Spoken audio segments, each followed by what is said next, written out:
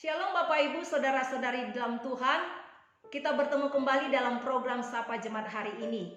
Mari kita baca di Filipi 4 ayat 5 dikatakan, "Hendaklah kebaikan hatimu diketahui semua orang.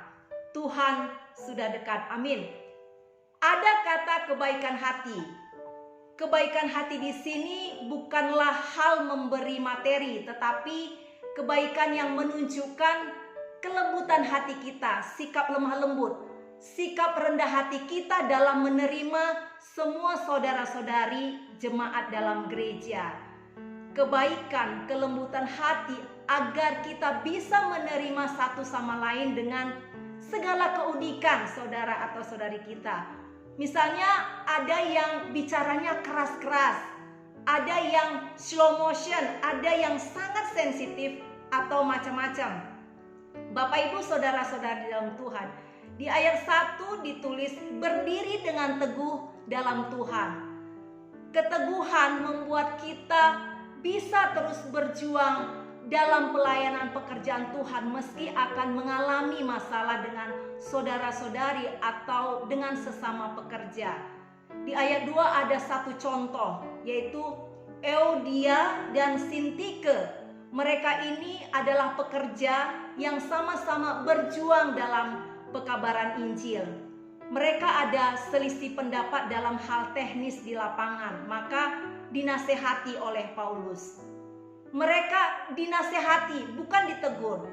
Artinya perbedaan itu bukan dalam hal pengajaran atau doktrin. Maka Rasul Paulus bilang, "Ayo sehati sepikir, tunjukkan kebaikanmu, kerendahan hatimu, kelembutanmu kepada saudara dan saudari."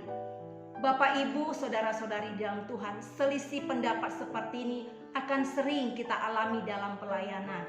Misalnya ketika dalam mempersiapkan satu acara perayaan, yang satu maunya begini, yang satu maunya seperti itu.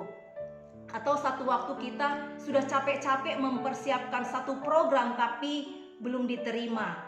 Nah, disinilah kita perlu menunjukkan sikap kerendahan hati, sikap lemah lembut agar semua orang bisa melihat kebaikan hati kita.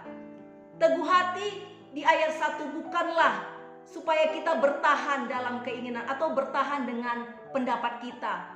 Kadangkala kita melihat bahwa ide saudara-saudari memang kurang cemerlang, tetapi tidak apa-apa, kita bisa menerima. Asalkan bukan mengenai doktrin atau pengajaran firman.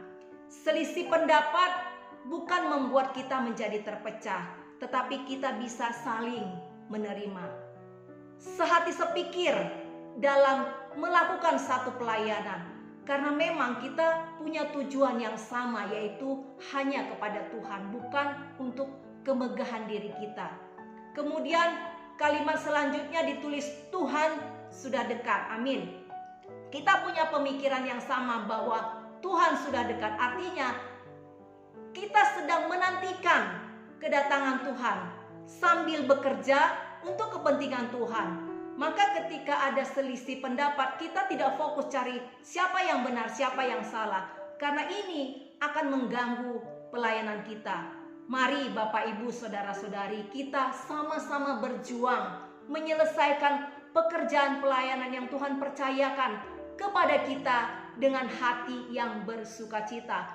Roh Tuhan Yesus Kristus menolong kita untuk kita dapat mengerjakan pekerjaan penyelenggaraan ilahi yang telah Dia berikan kepada kita. Terima kasih, Tuhan memberkati. Amin.